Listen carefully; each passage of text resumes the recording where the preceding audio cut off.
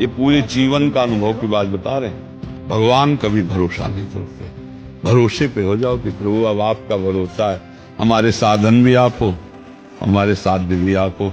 मेरे से साधना तो बनने वाली नहीं, जिससे आप प्रसन्न हो। तो नाथ मेरे साधन भी आप हो, साध्य भी आप हो। राधा राधा राधा, सब बढ़िया काम मिल जाए। भाग्य को मिटाने की ताकत किसी को नहीं है।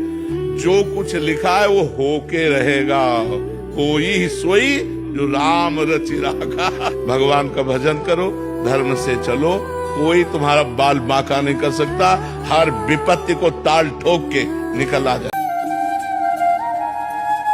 कभी निंदा मत करना, किसी की निंदा मत करना, गुरुजनों की तो करे ही ना, अपने को बचा के रखो। अगर निंदा करोगे तो भजन करते हुए भी आप भगवत प्राप्ति नहीं कर पाओगे। एक भी संसार में कोई ऐसा व्यक्ति न हो जिससे हमारा द्वेष हो, द्रोह हो, फिर गुरुदेव से तो होना ही नहीं चाहिए। आपसे ना बोले उससे राधे राधे आप बोलो। जो आपसे गुस्सा करे उसे आप नमस्कार करो। जो आपका बुरा चाहे आप उसका मंगल मनाओ। आपका हृदय साधु हो जाएगा, आप मंगल में शांति को प्राप्त हो जाएगा। जी तब हृदय जलता है। तो सोना जब जलता है तभी तो निखार आती है। हृदय जब जलता है तभी तो निष्पाप होता है। उस जलन को सह गया वही तो महात्मा है।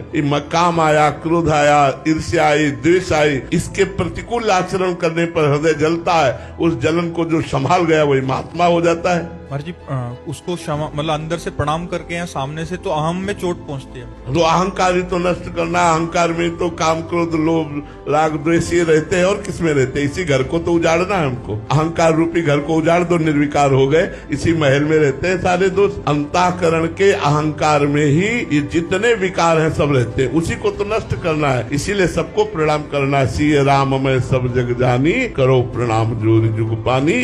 तभी आप निरहंकार होगे, तभी आप महान बनोगे, तभी आप हृदय में आनंदित होगे। नहीं तो राग द्वेष होता रहेगा, संसारिकता बढ़ती रहेगी। और जी एक बार प्रणाम करने से मान जाए तो ठीक है, फिर ऊपर से और ज्यादा तो हम और प्रणाम करेंगे, हम और प्रणाम करेंगे। हमारा प्रणाम बंद नहीं होगा, उसका राग द्वेष बंद हो जाएगा। तो हमें चाहिए, हम लोग आध्यात्मिक हैं, यदि हमसे कोई द्वेष करे तो भी हम उससे द्वेष न करें।